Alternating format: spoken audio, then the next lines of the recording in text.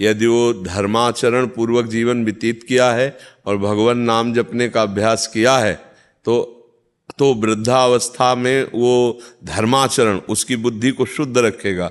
वृद्धावस्था में बुद्धि पतित हो जाती है। हमारा जीवन यदि गलत आचरणों में रहा है तो वृद्धावस्था में बुद्धि का निर्णय सही नहीं रहता, स्मृति नष्ट हो जाती है और वो मोह ममता में फंसा हुआ बस प्रपंच का ही चिंतन, प्रपंच की बातें रहती है।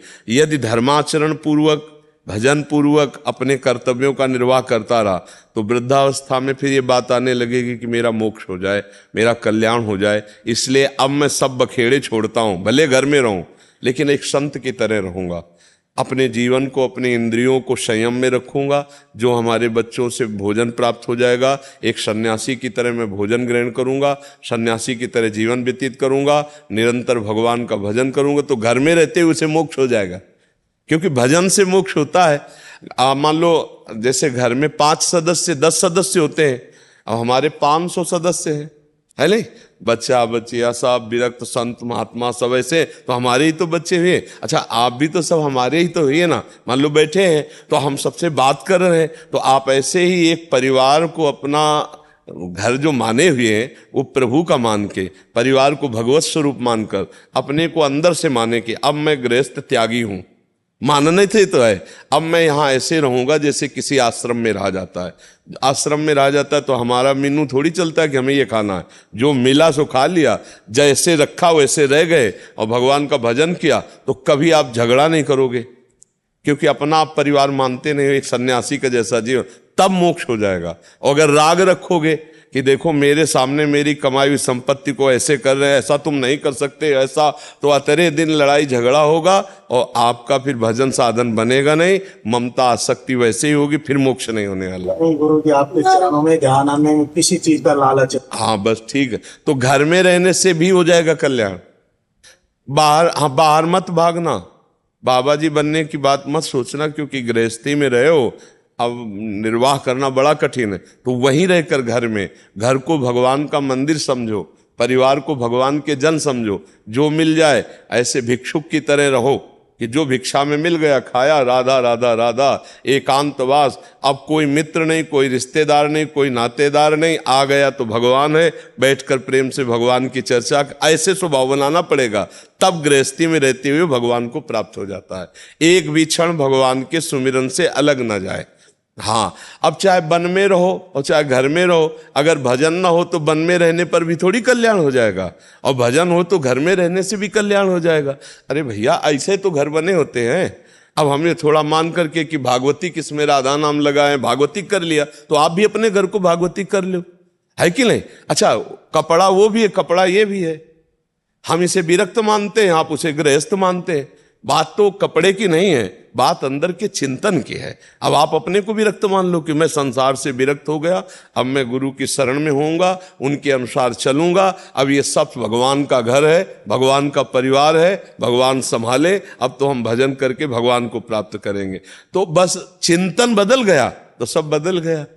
कि अगर परिवार से ममता बनी होती है ना, और बुढ़ापे में वैराग्य ले लिया ना, तो जैसे कंबल मिला, रुपया मिले, सामग्री मिली, तो ममता है कि बड़ा लड़का तो बढ़िया कमा लेता, छोटा वाला कमजोर है, तो वो लाद के छोटे वाले के घर रखी आए, और अपने भी नरक का रास्ता बनाया और लड़के के भी, क्योंकि सन्यास का मांगा हुआ रुपया पैसा घर गृहस्थी में लगेगा तो नष्ट ही कर देगा।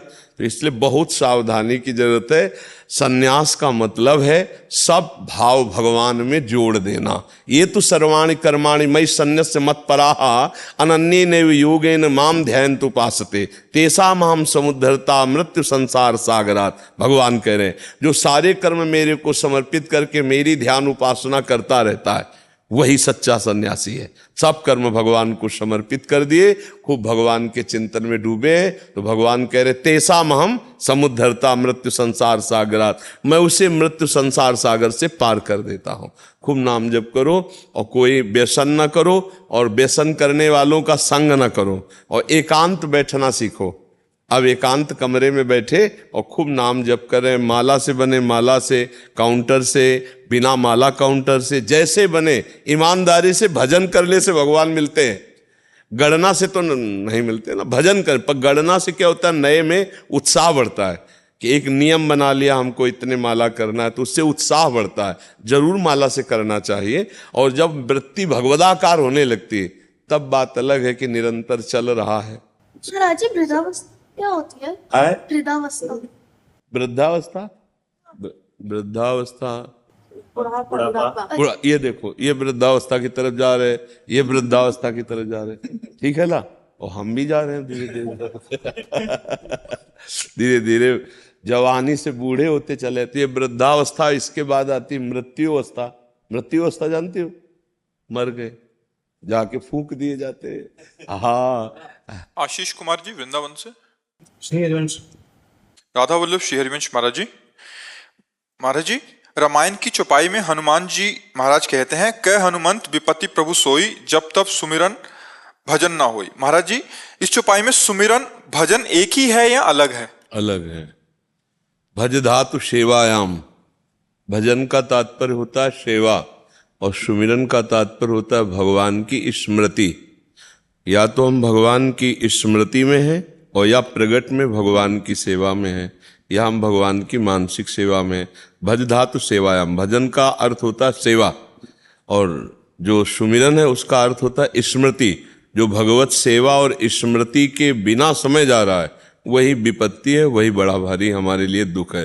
कहे हनुमंत विपत्ति प्रभु सोई, जब तो सुमिरन भजन न होई। या आपकी सेवा में है या आपके भजन में है तो ठीक है, अन्यथा विपत्ति में फंस जाएगा। माया किसी न किसी राग में या किसी न किसी द्वेषात्मक वृत्ति में फंसा देगी, जो विपत्ति के समान हृदय में जलन और दुख प्रदान करेगी। सोच पा रहे आप? विनीता पांडे जी औरैया से। राधा वल्लभ श्री हरिवंश महाराज जी। प्रभु, मुझे राधा नाम में विशेष प्रेम है। नाम, गुरु मंत्र एवं गुरु दीक्षा व बीज मंत्र में महाराज जी क्या अंतर है? क्या नाम मंत्र तीनों में शक्ति समान ही है, या नाम के बाद जीव को मंत्र की तैयारी करनी चाहिए? जैसे सुना है कि बीज मंत्र हर किसी को प्राप्त नहीं होता, जिस पर गुरु कृपा होती है। देखो, नाम से गुरुदेव की प्राप्ति, गुरुदेव प्रदत्त नाम से हमारी अंतःकरण की शुद्धि। और जब गुरुदेव मंत्र देते हैं, एक होता है शरणागत, इष्ट के शरण में होने के लिए। शरणागत मंत्र से तन, वाणी, मन और स्वयं की शरणागति पुष्ट होती। तन वांग मनोभीर अमलई सोहम तो वाश्रिता। इसके बाद फिर निज मंत्र, जो बीज मंत्र मिलता है, वो जो निकुंज में प्रवेश होकर श्री जी की श्रीअंग सेवा का जो स्वरूप है, जो विवेक है, जो चतुराई है, कैसे लाडली लाल को प्रसन्न करना है, ये सब उस मंत्र से प्राप्त होती है। नाम से कल्याण, मंगल हो जाना, मोक्ष हो जाना, ये सब होगा।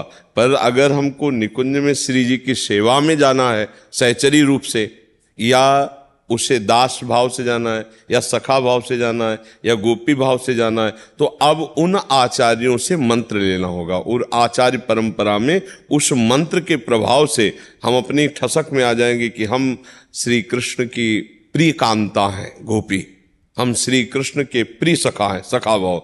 श्री कृष्ण हमारे प्रिय लाडले पुत्र हैं, वात्सल्य भाव। वो मंत्र हमारे अंदर भाव प्रकट करेगा। नाम मूल है, क्योंकि नाम से ही गुरु की प्राप्ति, गुरु से नाम की प्राप्ति, नाम से समस्त अनर्थों का नाश, ये सब नाम से ही हो रहा है।